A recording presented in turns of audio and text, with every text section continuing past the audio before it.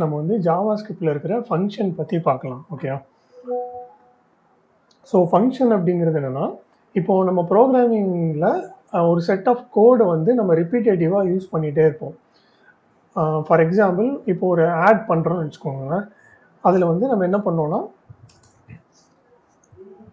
a + b இந்த expression வந்து நம்ம கண்டினியூஸாக யூஸ் பண்ணிகிட்டே இருப்போம். கரெக்டாக? அப்போது இதை வந்து என்ன பண்ணலாம்னா, ஒரு ஃபங்க்ஷனாக நம்ம வந்து டிக்ளேர் பண்ணிடலாம். டிக்ளேர் பண்ணிவிட்டு எப்போ நம்மளுக்கு தேவையோ அந்த டைமில் வந்து நம்ம இதை கால் பண்ணனா நம்மளுக்கு இதோட அவுட்புட் வந்து நம்மளுக்கு கிடைக்கும். சரியா? சிம்பிளாக நான் படிக்கும்போது எப்படின்னா, ஒரு எக்ஸாம்பிள் வச்சுட்டு படிப்பேன். நம்ம வந்து மிக்சர் கிரைண்டர் இருக்குல்ல, அது வந்து ஃபங்க்ஷனாக எடுத்துக்கலாம். சரியா? அப்போது நம்ம என்ன பண்ண போகிறோம்னா, இப்போ ஒவ்வொரு டைம் ஜூஸ் போடுவோம். கரெக்டாக? அப்போ ஜூஸ் போடும்போதும் அந்த அந்த மிக்ஸியை வந்து நம்ம யூஸ் பண்ணுவோம். அது என்ன டாஸ்க் பண்ணும்? ஒரே டாஸ்க்கை தான் திருப்பி திருப்பி பண்ணும். ஓகேயா? ஆனால் நம்ம வந்து உள்ளே போடுற இன்புட் வந்து மாறும். நம்ம வந்து ஃப்ரூட்ஸ் போட்டோன்னா, இப்போ ஃபார் எக்ஸாம்பிள் கேரட் போட்டோன்னா நம்மளுக்கு கேரட் ஜூஸ் கிடைக்கும். பீட்ரூட் போட்டோன்னா நம்மளுக்கு பீட்ரூட் ஜூஸ் கிடைக்கும். ஓகேயா? ஸோ ஃபங்க்ஷனும் இதே மாதிரி தான். ஒரு ரிப்பீட்டேட்டிவ் டாஸ்க்கை வந்து நம்ம வந்து ஒரு கோடை அப்படியே ஃபங்க்ஷனாக எழுதி வச்சுட்டோன்னா, அந்த கோடை நம்ம எப்போ வேணுமோ அந்த டைமில் நம்ம கால் பண்ணி அதை யூஸ் பண்ணிக்கலாம். என்ன இன்புட் கொடுக்குமோ அதுக்கேற்றால அவுட்புட் வந்து நமக்கு கிடைக்கும்.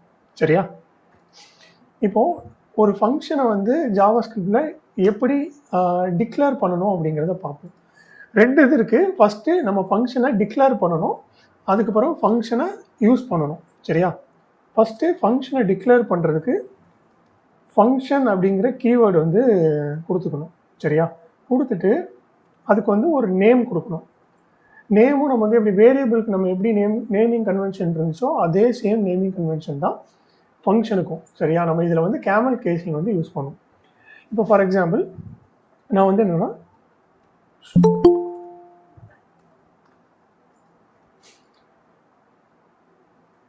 ஷோ மெசேஜ் அப்படின்னு சொல்லிட்டு ஒரு ஃபங்க்ஷன் வந்து க்ரியேட் பண்ணுறேன். க்ரியேட் பண்ணிவிட்டு நம்ம வந்து ஒரு பேரந்திசிஸ் வந்து கொடுத்துக்கணும். கொடுத்துட்டு நெக்ஸ்ட் வந்து ஒரு கர்லி பிரேசஸ். ஓகே? இந்த கர்லி பிரேசஸ்க்குள்ளே தான் நம்மளுடைய கோடை வந்து கொடுக்க போகிறோம். இது என்ன சொல்லுவாங்கன்னா ஃபங்க்ஷன் பாடி அப்படின்னு சொல்லுவோம். ஓகே? இதில் வந்து நான் என்ன பண்ணுறேன், கன்சோல் பண்ணுறேன்.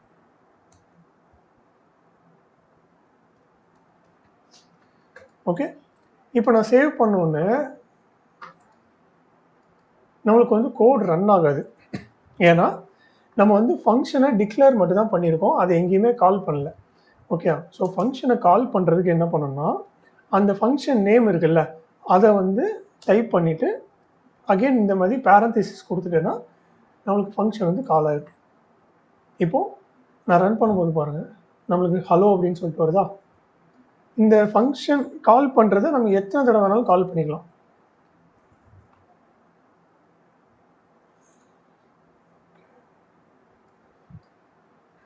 ஓகே? ஸோ நான் வந்து 6 டைம் கால் பண்ணால் நம்மளுக்கு 6 டைம் அதோட அவுட்புட் வந்து இருக்கும். ஓகே? ஸோ இப்போ என்ன பண்ணுறோன்னா, நம்ம ஃபங்க்ஷன் டிக்ளரேஷன் ஒரு தடவை தான் பண்ணுறோம். ஆனால் அதை வந்து 6 இடத்துல யூஸ் பண்ணிக்கிறோம். சரியா? இப்போது இது வந்து நம்மளுக்கு ஒரு லைனில் இருக்கிறதுனால இது பிரச்சனை இல்லை, நம்ம இண்டிவிஜுவலாகவே எழுதிடலாம். ஆனால் சில ஃபங்க்ஷன்ஸ் வந்து 100 லைன் 200 லைன் போகும்போது ஒவ்வொரு டைமும் இப்போ இதில் 6 டைம் நம்ம கால் பண்ணியிருக்கோம். கரெக்டாக? அப்போ 6 டைம்னா 100 லைன்னா 600 லைன் ஆகும். அப்போ ஒவ்வொரு டைமும் அந்த 100 லைன் எழுதிட்டு இருக்க முடியாது. அதனால நம்ம வந்து ஃபங்க்ஷன் அப்ரோச் தான் யூஸ் பண்ணுவோம் அந்த இடத்துல. சரியா? இது வந்து எப்படி ஒரு ஃபங்க்ஷனை டிக்ளேர் பண்ணுறது அண்ட் எப்படி கால் பண்ணுறது அப்படிங்கிறத பார்த்துருக்கோம். ஓகே? நெக்ஸ்ட் வந்து ஃபங்க்ஷனில் வந்து லோக்கல் வேரியபிள்ஸ் அப்படின்னு சொல்லிட்டு ஒன்று இருக்குது.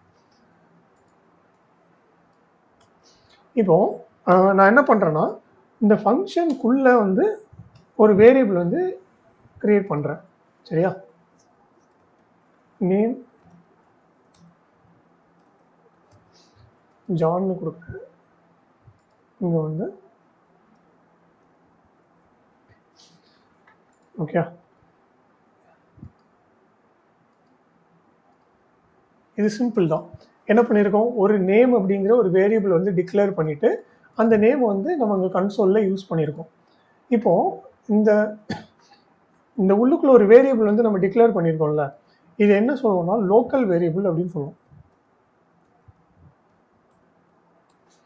ஏன் அப்படின்னா இந்த கர்லி பிரேசஸ் இருக்குல்ல, இதை வந்து நம்ம என்ன சொல்லணும்னா ஃபங்க்ஷன் பாடின்னு சொல்லுவோம், இல்லைன்னா ஃபங்க்ஷன் ஸ்கோப் அப்படின்னு சொல்லுவோம், இல்லைன்னா ஒரு பிளாக் அப்படின்னு சொல்லுவோம். சரியா, 3 விதமாக சொல்லலாம். ஒவ்வொருத்தரும் ஒவ்வொரு மாதிரி சொல்லுவாங்க. இது வந்து ஒரு பிளாக்குன்னு சொல்லலாம், ஃபங்க்ஷன் பிளாக்குன்னு சொல்லலாம், ஃபங்க்ஷன் ஸ்கோப்புன்னு சொல்லலாம், இல்லைன்னா ஃபங்க்ஷன் பாடின்னு சொல்லலாம். என்னன்னா இந்த நேம்ங்கிற வேரியபிள் வந்து இந்த ஸ்கோப்பை தாண்டி வெளியில் நம்மளால் யூஸ் பண்ண முடியாது. நெக்ஸ்ட் வந்து நம்ம இன்னொன்று பார்க்கலாம், இது வந்து அவுட்டர் வேரியபிள். அவுட்டர் வேரியபிள் அப்படிங்கிறது என்னன்னா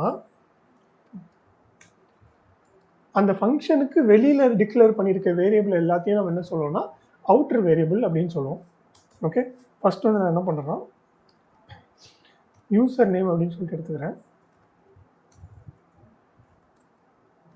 ஓகே, அதே மாதிரி ஃபங்க்ஷன் ஸோ மெசேஜ். ஓகே, இப்போ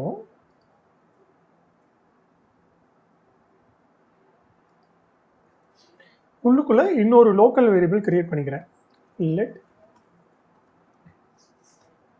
மெசேஜ் ஈக்குவல் டு ஹலோ.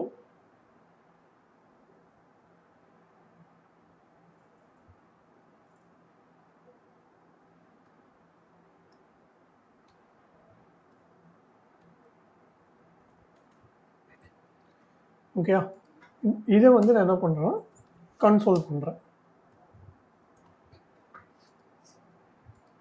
சரி, இப்போ நம்ம அகைன் ஃபங்க்ஷனை கால் பண்ணிக்கலாம்.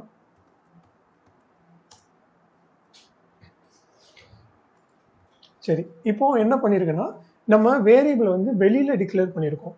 இப்போ ஜான்னுங்கிற யூசர் நேம் டிக்ளேர் பண்ணியிருக்கோம்.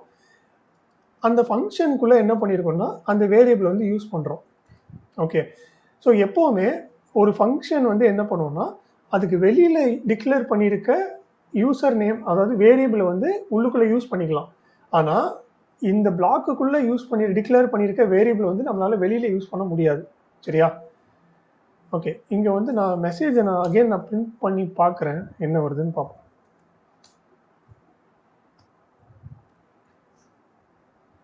ஓகே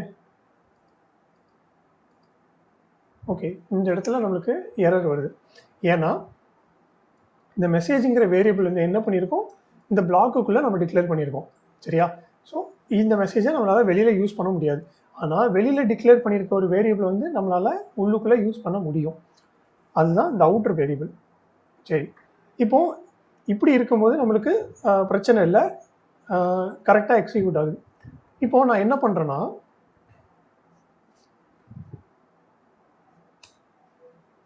உள்ளுக்குள்ளே அகைன் நேம் வந்து நான் மாற்றுறேன்.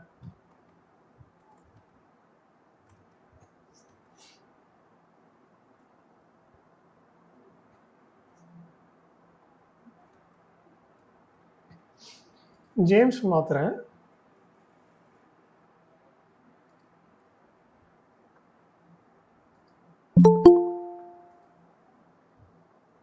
ஓகே, இப்போ ஜேம்ஸ்ன்னு மாற்றும்போது நம்மளுக்கு இதை நான் வந்து என்ன பண்ணுறேன்னா யூசர் நேம் அப்படின்னு சொல்லிட்டு போடுறேன்.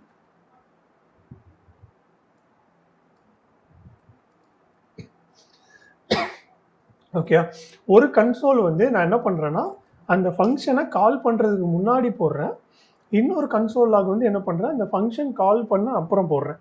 இப்போ பாருங்கள் நம்மளுக்கு என்ன அவுட்புட் வருதுன்னு பார்க்கலாம். சரியா? ஃபஸ்ட்டு நம்மளுக்கு என்ன வருது, இந்த ஃபங்க்ஷன் ரன் ஆகிறதுக்கு முன்னாடி உள்ள கன்சோல் வருது. இதில் என்ன இருக்குது, யூசர் நேம் ஜான் அப்படின்னு இருக்கு. சரியா? அதே மாதிரி இந்த ஃபங்க்ஷன் ரன் ஆகி இந்த பிளாக்குக்குள்ளே கோடு வந்து போகுது. அப்போது இங்கே என்ன ஆகுதுன்னா நம்ம யூசர் நேம் வந்து ஜேம்ஸ் அப்படின்னு சொல்லிட்டு மாற்றுறோம்.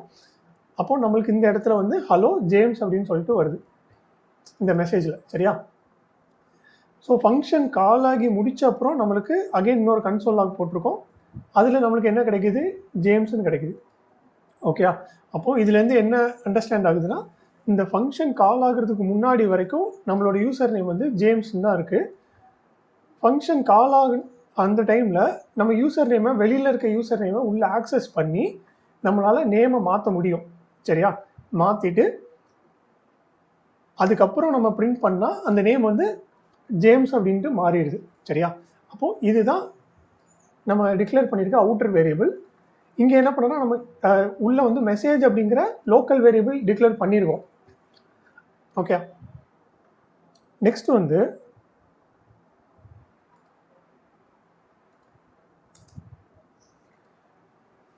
ஓகே, இன்னொன்று என்னென்னா இந்த அவுட்டர் வேரியபிள் இருக்குல்ல, இந்த அவுட்டர் வேரியபிளை இன்னொரு நேம் சொல்லியும் கூப்பிடுவாங்க. இது என்ன சொல்லுவாங்கன்னா குளோபல் வேரியபிள். ஓகே. ஸோ வெளியில் இருக்கிறது என்னது குளோபல் வேரியபிள், உள்ளே இருக்கிறது என்னது லோக்கல் வேரியபிள். இந்த ரெண்டு மட்டும் அண்டர்ஸ்டாண்ட் பண்ணிக்கோங்க. ஓகே. சரி. ஸோ இது வரைக்கும் அண்டர்ஸ்டாண்ட் ஆகிருக்கும்னு நினைக்கிறேன். கரெக்டா? ரைஸ் ஓகே தானே? ஓகே. நெக்ஸ்ட் வந்து இப்போதைக்கு நம்ம என்ன பண்ணியிருக்கோம்னா எந்த வேல்யூமே வெளியிலேருந்து நம்ம கொடுக்கல. சரியா? ஃபார் எக்ஸாம்பிள் நான் வந்து இந்த மிக்சர் எக்ஸாம்பிள் சொன்னேன்ல, இப்போ நம்ம என்ன பண்ணியிருக்கோம்னா மிக்ஸியை வந்து ஜஸ்ட்டு ஆன் பண்ணி ஆஃப் பண்ணியிருக்கோம். சரியா? அதுதான் இங்கே நடந்திருக்கு. ஆனால் நம்ம வந்து இன்னுமே இன்புட் கொடுக்கல. இன்புட் கொடுத்தா தான் அந்த இன்புட்டுக்கு ஏற்றாப்புல நம்மளுக்கு அவுட்புட் கிடைக்கும். இல்லைனா நம்மளுக்கு வந்து ஒரு நம்ம இது வந்து இந்த கன்சோலை இந்த ஃபங்க்ஷனை வந்து எத்தனை தடவை ரன் பண்ணாலும் நம்மளுக்கு ஒரே வேல்யூ தான் கிடைக்க போகுது. கரெக்டாக? ஆனால் நம்ம ப்ரோக்ராமில் நம்மளுக்கு வந்து இதே மாதிரி இருக்காது. ஒவ்வொரு டைமும் நம்மளுக்கு ஒவ்வொரு வேல்யூ நம்ம இன்புட்டாக கொடுத்து அவுட்புட்டாக இன்னொரு வேல்யூ எடுப்போம். ஓகே. ஸோ அது எப்படின்னு பார்க்கலாம். அதை வந்து நம்ம ப்ரோக்ராமில் என்ன சொல்லுவாங்கன்னா பேராமீட்டர் ஆர்குமெண்ட் அப்படின்னு சொல்லுவோம். இப்போது நம்ம வந்து ஒரு வேல்யூ இதில் கொடுத்து இதுலேருந்து நம்ம இன்னொரு வேல்யூவை அவுட்புட்டாக டிஃப்ரெண்ட்டான வேல்யூ வந்து அவுட்புட்டாக எடுக்கலாம். அப்போது அதுக்கு இதில் என்ன பண்ணலாம் அப்படின்னு சொல்லிட்டு நம்ம பார்ப்போம். சரியா? ஸோ நான் புதுசாக ஒரு ஃபங்க்ஷன் எடுத்துக்கிறேன். ஃபஸ்ட்டு வந்து அதோடைய சின்டாக்ஸ் வந்து பார்த்துடலாம். அதுக்கப்புறம் வந்து நம்ம எக்ஸாம்பிள்ஸ் பார்க்கலாம். சரியா? ஸோ ஃபஸ்ட் வந்து எப்படின்னா ஃபங்க்ஷன் ஒன்று க்ரியேட் பண்ணிவிட்டு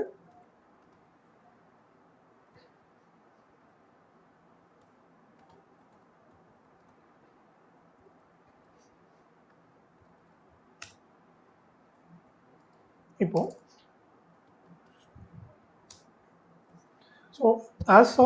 சோஃபார் நம்ம என்ன பண்ணியிருக்கோம்னா இந்த மாதிரி தான் நம்ம கால் பண்ணியிருப்போம்.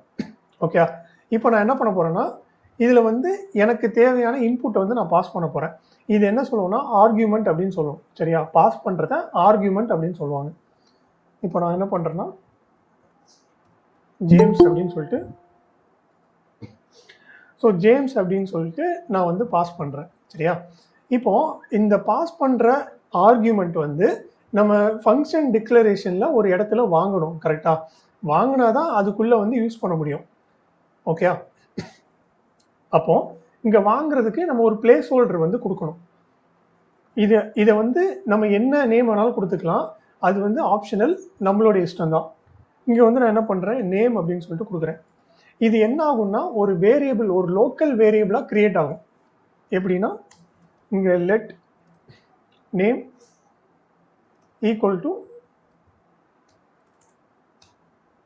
ஜேம்ஸ் இப்படி கொடுக்குறோம்ல, இதே மாதிரி தான் இது ஆக்ட் ஆகும். இங்கே என்ன நடக்கும்னா நம்ம ஜேம்ஸ் இங்கே பாஸ் பண்ணுறோமா, இந்த வேல்யூ வந்து இது வந்து ஒரு வேரியபிளாக க்ரியேட் ஆகி அதில் வந்து இந்த ஜேம்ஸுங்கிற நேம் வந்து ஸ்டோர் ஆகிரும். சரியா? ஸோ இங்கே என்ன பண்ணுறோமோ அதே தான் இந்த லைன்லேயும் நடக்குது. சரியா? இப்போது இங்கே வந்து நேம் அப்படின்னு சொல்லிட்டு கொடுத்துருக்கோம்ல, இதை வந்து என்ன சொல்லுவாங்கன்னா பேராமீட்டர் அப்படின்னு சொல்லுவாங்க. இது என்ன சொல்லுவோம் ஆர்குமெண்ட் அப்படின்னு சொல்லுவோம். ஓகே. இந்த ரெண்டும் கன்ஃபியூஸ் ஆகும். ஸோ குழப்பாமல் ஞாபகம் வச்சுக்கோங்க. பாஸ் பண்ணுறது வந்து ஆர்குமெண்ட், இங்கே கொடுக்குற வேரியபிள் வந்து நேம் வந்து என்னென்னா பேராமீட்டர். சரியா? இப்போ நான் என்ன பண்ணுறேன் கன்சோல் கொடுத்து நேம் அப்படிங்கிறத நான் பிரிண்ட் பண்ணுறேன். இப்போ பாருங்கள் ஜேம்ஸ் அப்படின்னு வந்துட்டு இது எப்படி வந்துச்சுன்னா நான் சொன்ன மாதிரி தான் இங்கே let name equal to James அப்படின்னு சொல்லிட்டு ஜாவா ஸ்கிரிப்ட் பிஹைண்ட் த சீனில் வந்து இந்த மாதிரி தான் அதை எக்ஸிக்யூட் பண்ணும். சரியா? ஓகே, இப்போ இதுக்கு வந்து ஒரு எக்ஸாம்பிள் பார்க்கலாம். நான் என்ன பண்ணுறேன்னா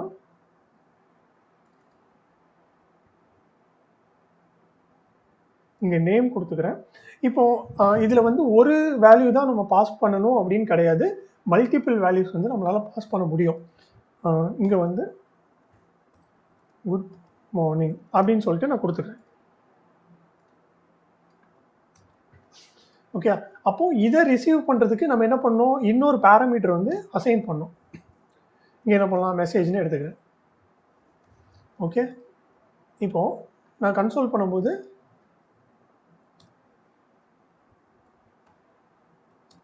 ஹாய்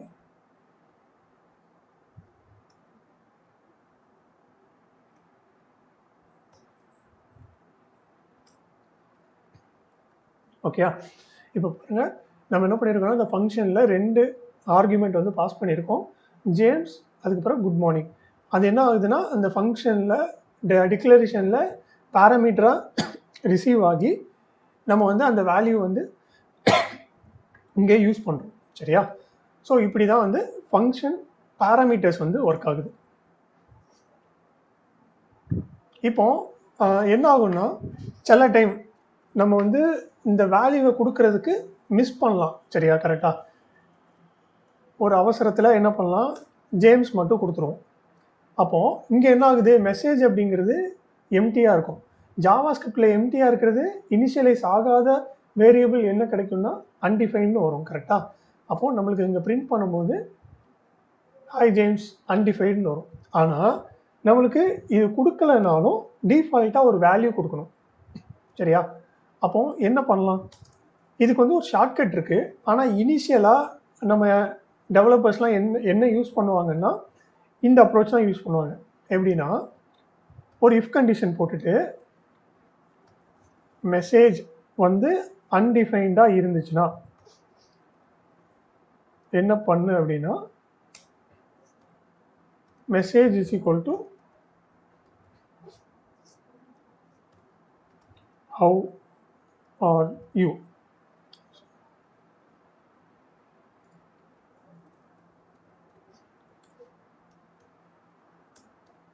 அப்படின்னு சொல்லிட்டு கொடுப்போம். ஸோ இப்போ இங்கே என்னன்னா மெசேஜ் வந்து நம்மளுக்கு அன்டிஃபைன்டாக வரும்போது இந்த கண்டிஷன் சாட்டிஸ்ஃபை ஆகும். கரெக்டாக? அப்போது என்ன ஆகும்னா மெசேஜுக்கு பதிலாக ஹவ் ஆர் யூ அப்படின்னு சொல்லிட்டு நம்ம அசைன் பண்ணுறோம் வேல்யூவை. அப்போ இங்கே என்ன ஆகுது, நம்ம இங்கே ரெண்டாவது ஆர்குமெண்ட் கொடுக்கல அப்படிங்கிறப்போ நம்மளுக்கு ஹவ் ஆர் யூன்னு வரும். இன்கேஸ் நம்ம கொடுத்துட்டோம் அப்படின்னா குட் நைட் அப்படின்னு கொடுக்குறோம். கொடுத்துட்டோம்னா இந்த பிளாக் வந்து எக்ஸிக்யூட் ஆகாது. சரியா? இது எக்ஸிக்யூட் ஆகலைன்னா நம்மளுக்கு நேராக அப்படி இந்த மெசேஜில் என்ன இருக்குது, குட் நைட் அப்படின்னு இருக்குது, அந்த குட் நைட்டுங்கிற மெசேஜ் வந்து இங்கே டிஸ்பிளே ஆகிரும். ஓகே, இப்போது இதை தான் என்ன சொல்லுவோம்னா டிஃபால்ட் வேல்யூஸ் அப்படின்னு சொல்லுவோம். இங்கே கொடுத்துருக்கு. இதை ரீசெண்ட் வெர்ஷனில் ஜாவா ஸ்கிரிப்டில் எப்படி கொண்டு வந்திருக்காங்க அப்படின்னா இப்படி எழுத தேவையில்லை. நம்ம என்ன பண்ணலாம்னா ஜஸ்ட் இந்த இடத்துலையே இந்த மெசேஜ் வந்து கொடுத்துக்கலாம், ஈக்குவல் டு அப்படின்னு போட்டு ஈக்குவல் டு. ஓகே, இப்போ பாருங்கள் இங்கே குட் நைட்டுன்னு இருக்கும்போது நம்மளுக்கு என்ன இருக்குது, குட் நைட்டுன்றது. இதே இது நாங்கள் கொடுக்கல அப்படின்னா என்ன வரும், ஹவ் ஆர் யூ அப்படின்னும். இதை வந்து என்ன சொல்லுவோம், டிஃபால்ட் பேராமீட்டர் அப்படின்னு சொல்லுவோம். சரியா?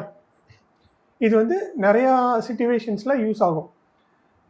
ஓகே, இப்போது இந்த மாதிரி இருக்கும்போது ஓகே நான் வந்து என்ன பண்ணுறேன், இந்த மாதிரி இடத்துல வந்து அன்டிஃபைன்னு வரும். இப்போ ஃபார் எக்ஸாம்பிள் நான் வந்து ஆட் டு நம்பர் அப்படின்னு சொல்லி கொடுத்துட்டு ஏ கமா பி அப்படின்னு சொல்லி கொடுக்குறேன். இங்கே எல்ஜி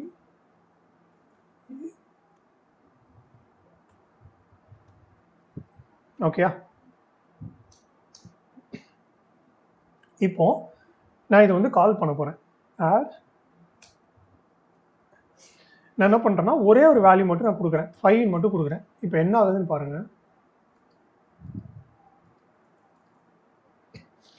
நம்மளுக்கு என்ன வருது? நாட் அ நம்பர் வருது. ஏன் அப்படின்னா இங்கே பிக்கு அது என்ன எடுத்துக்கும்? அன்டிஃபைடுன்னு எடுத்துக்கும். கரெக்டாக? அன்டிஃபைன் எடுக்கும்போது நம்மளுக்கு ஒரு நம்பரும் அன்டிஃபைண்டும் ஆட் பண்ணும்போது என்ன ஆகும்னா அது வந்து நாட் அ நம்பர் அப்படின்னு சொல்லிட்டு கிடைக்கும். அதனால நம்ம என்ன பண்ணலாம்னா டிஃபால்ட் வேல்யூ ரெண்டுக்குமே கொடுத்துக்கலாம். இப்போ ஏதாவது ஒரு வேல்யூ நம்ம கொடுக்கல அப்படின்னா அதை வந்து 0ன்னு எடுத்துக்கோ அப்படின்னு சொல்லிட்டு. ஆனால் வந்து இந்த ஃபர்ஸ்ட் நம்பருக்கு தேவையில்லை. ஏன்னா ஓகே ஒன்றுமே கொடுக்கலன்னா இது தேவை. But most of the time at least நம்ம வந்து ஒரு நம்பராவது கொடுத்துருவோம். கரெக்டாக? சில டைம் இப்படி கொடுத்தா நம்மளுக்கு என்ன ஆகும்னா அதுவுமே நாட் அ நம்பர் வரும். ஓகே, பட் இந்த டைமில் என்ன பண்ணலாம்னா ஒரு இஃப் கண்டிஷன் போட்டு அங்கே வந்து லாஜிக்கலாக நீங்கள் வந்து நம்பர் கொடுக்கல அப்படிங்கிற மாதிரி நம்ம செக் பண்ணி மெசேஜ் கொடுக்கலாம். பட் ஸ்டில் இது வந்து டிஃபால்ட் பேராமீட்டர் இப்படி தான் நம்ம கொடுப்போம். சரியா? நம்ம ரெண்டு எத்தனை பேராமீட்டர் இருக்கோ அத்தனை பேராமீட்டருக்கும் நம்ம வந்து டிஃபால்ட் வேல்யூஸ் வந்து கொடுக்கலாம். ஓகே, சரி. இப்போ இந்த ரெண்டுமே நம்ம பார்த்துட்டோம். ஓகே, டிஃபால்ட் பேராமீட்டர்னா என்னன்னு பார்த்துட்டோம், டிஃபால்ட் பேராமீட்டர்னா என்னன்னு பார்த்துட்டோம். இப்போ நெக்ஸ்ட் வந்து இந்த ஃபங்க்ஷன்லேருந்து எப்படி ஒரு வேல்யூவை ரிட்டர்ன் பண்ணி அதை ஃபர்தராக நம்ம யூஸ் பண்ணலாம் அப்படின்னு சொல்லிட்டு பார்க்கலாம். சரியா? ஓகே, இப்போது இதுக்கு வந்து ஒரு எக்ஸாம்பிள் சொல்கிறேன். என்னென்னா இப்போது நீங்கள் வந்து ஒரு ஜூஸ் வந்து ரெடி பண்ணுறீங்க. சரியா? ஃபஸ்ட்டு நம்ம என்ன பண்ணுறோன்னா ஏபிசி ஜூஸ் வந்து ரெடி பண்ணுறோம். ஓகே, ஒரு எக்ஸாம்பிள் எடுத்துக்கோங்க. அதுக்கு என்னெல்லாம் யூஸ் பண்ண போகிறோம்? ஆப்பிள், பீட்ரூட், கேரட் இந்த மூணுமே யூஸ் பண்ண போகிறோம். கரெக்டாக? இப்போது நான் என்ன பண்ண போகிறேன்னா மொத்தமாக வந்து அந்த ஜூஸை வந்து மூணையுமே போடாமல் நான் தனித்தனியாக போட போகிறேன். ஃபஸ்ட்டு ஆப்பிளில் போட்டுட்டு அதோடைய ஜூஸை எடுத்து அகெயின் திருப்பி இன்னொரு மிக்சியில் எடுத்து பீட்ரூட் கூட மிக்ஸ் பண்ண போகிறேன். அதுக்கப்புறம் அந்த ஜூஸ் ரெண்டையும் எடுத்துகிட்டு நான் வந்து கேரட் கூட மிக்ஸ் பண்ண போகிறேன். ஓகே, ஸோ இந்த மாதிரி பண்ண போகிறேன். இப்போது நான் என்ன பண்ணணும்னா ஃபஸ்ட்டு ஆப்பிள் போட்டுட்டு அந்த ஜூஸை வந்து எடுக்கணும் வெளியில். கரெக்டாக? அப்போது அதை என்ன பண்ணுறோம், ப்ரோக்ராமில் என்ன பண்ணுறோன்னா ரிட்டர்ன் அப்படின்னு சொல்கிறோம். சரியா? ஃபஸ்ட்டு இந்த ஃபங்க்ஷனில் வந்து இதை நான் எடுத்துடுறேன். ஓகே, இப்போ என்ன ஆகுதுன்னா நான் வந்து 5, 3 அப்படின்னு சொல்லிட்டு கொடுக்குறேன். நம்மளுக்கு என்ன வேல்யூ கிடைக்குது? 8 அப்படின்னு கிடைக்குது. ஓகே, இப்போ இந்த வேல்யூவை நான் எடுத்து நான் வந்து அகெயின் திருப்பி வெளியில் வந்து நான் கன்சோல் பண்ண போகிறேன். சரியா? அப்போது எனக்கு இந்த வேல்யூ எப்படி கிடைக்கும்? முதல்ல வெளியில் எடுக்கணும்ல, அதுக்கு என்ன பண்ணலான்னா ரிட்டர்ன் அப்படின்னு சொல்லிட்டு ஒரு கீவேர்டு இருக்குது. ஸோ என்ன பண்ணுறேன்னா இந்த கன்சோல் லாக் எடுத்துகிட்டு ரிட்டர்ன் அப்படின்னு சொல்லிட்டு கொடுக்குறேன். ஓகே, இப்போது இந்த ரிட்டர்னுக்கு அடுத்தால என்ன ஸ்டேட்மெண்ட்டோ என்ன இது நம்ம பண்ணாலும் அது வந்து எக்ஸிக்யூட் ஆகாது. இப்போ பாருங்கள், நான் கன்சோல் லாக் போடுறேன், அது ஒரு மாதிரி கிரேட் அவுட் ஆகிட்டு பார்த்தீங்களா? ஏன்னா ரிட்டர்ன் இந்த லைனில் வந்து என்ன பண்ணுன்னா இங்கே என்ன வேல்யூ கொடுக்குறோமோ அது வந்து ரிட்டர்ன் பண்ணி இந்த இடத்துக்கு வந்துடும். நம்ம எங்கே கால் பண்ணுறோமோ அந்த இடத்துக்கு இந்த ரிட்டர்னில் இருக்கிற வேல்யூ வந்து வந்துடும். அதுக்கப்புறம் எத்தனை லைன் ஆஃப் கோட் இருந்தாலும் அந்த கோட் வந்து எக்ஸிக்யூட் ஆகாது. சரியா? ஸோ இந்த ரிட்டர்ன் பண்ணுற வேல்யூவை நம்ம எப்படி வாங்கலாம் அப்படின்னு பார்த்தோன்னா இங்கே வந்து ஒரு வேரியபிள் டிக்ளேர் பண்ணி சம் ஈக்குவல் டு அப்படின்னு சொல்லிட்டு நான் டிக்ளேர் பண்ணுறேன். இப்போது இந்த சம்மை வந்து நான் பிரிண்ட் பண்ணி பார்க்குறேன்.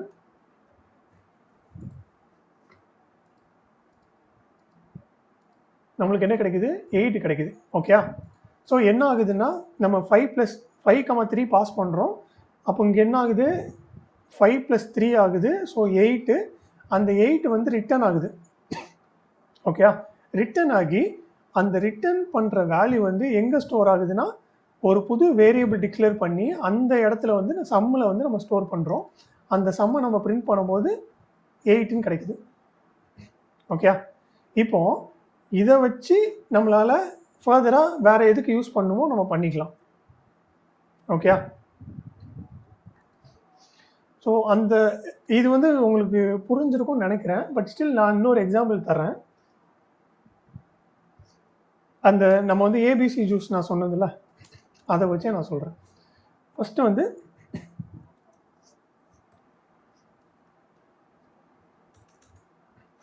ஏ ஜூஸ் அப்படின்னு சொல்லிட்டு எடுத்துக்கிறேன். ஓகே, இதில் வந்து நான் ஏ இதை பாஸ் பண்ணுறேன்.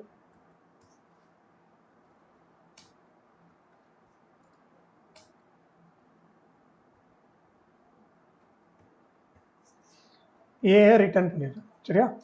செகண்ட் இது என்ன பண்ணுறேன்னா, இந்த ஃபங்க்ஷன் ரிட்டர்ன் பண்ணுறத நான் இன்னொரு, அதாவது ஃபஸ்ட்டு ஆப்பிள் ஜூஸ் எடுத்தாச்சு, அதை வந்து நான் பீட்ரூட் கூட மிக்ஸ் பண்ண போகிறேன். கரெக்டாக? இப்போ ஃபங்க்ஷன் ஏபி ஜூஸ் அப்படின்னு சொல்லிட்டு எடுக்கிறேன்.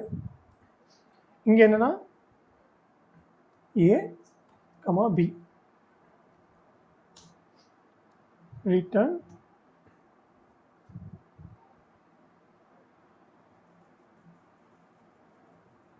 ஓகே. நெக்ஸ்ட் வந்து லாஸ்ட்டாக ஏபிசி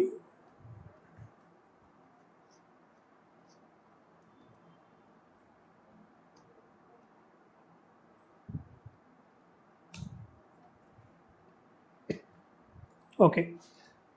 இப்போ நான் வந்து ஃபஸ்ட்டு ஃபங்க்ஷனை கால் பண்ண போகிறேன். என்ன? ஏ ஜூஸ். சரியா? அதில் என்ன பண்ண போகிறோன்னா, ஆப்பிள் வந்து பாஸ் பண்ணுறேன். இப்போது நம்மளுக்கு ரிட்டர்ன் ஆயிடுச்சு. சரியா? இங்கே வந்து let apple juice equal to அப்படின்னு சொல்லிட்டு எடுக்கிறேன். இப்போது நெக்ஸ்ட்டு ஃபங்க்ஷன் கால் பண்ணோம். என்னென்னா ஏபி ஜூஸ். இதில் என்ன பண்ணுறேன், நான் இந்த ஆப்பிள் ஜூஸையும் பீட்ரூட்டையும் பாஸ் பண்ண போகிறேன். சரியா? அதுக்கு நான் என்ன பண்ணேன், இதில் இந்த வேல்யூ வந்து நாங்கள் பாஸ் பண்ணுறேன். Apple juice comma beetroot. Okay. இப்போ இதில் வந்து இந்த ஏ ப்ளஸ் பி வந்து நம்மளுக்கு ரிட்டர்ன் ஆகும். கரெக்டாக? அதை எடுத்து நான் என்ன பண்ணுறேன்னா,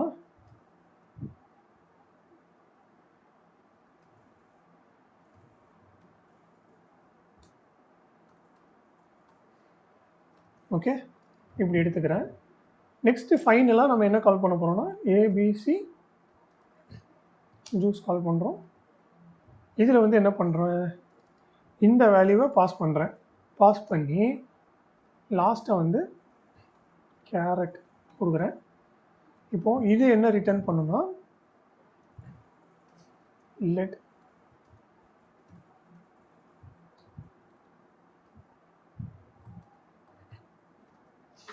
ஸோ இந்த மாதிரி நம்மளுக்கு 3 ஜூஸும் கிடச்சிது. லாஸ்ட்டாக வந்து என்ன பண்ணுறேன், இதை பிரிண்ட் பண்ணி பார்ப்போம்.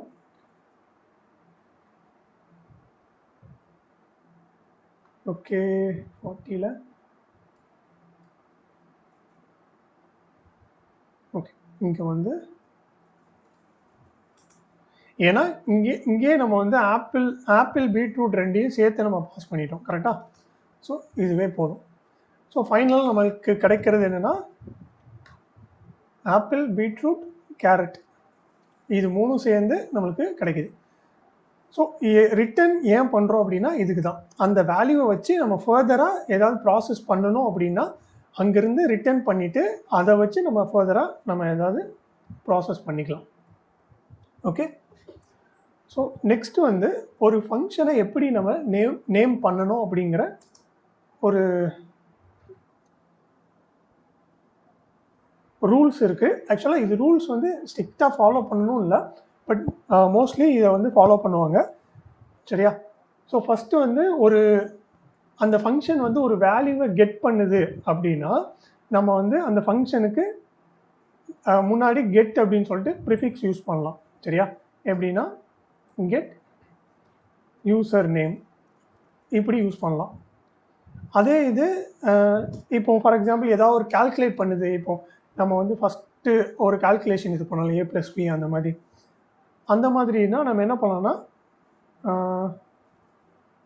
கால்குலேட்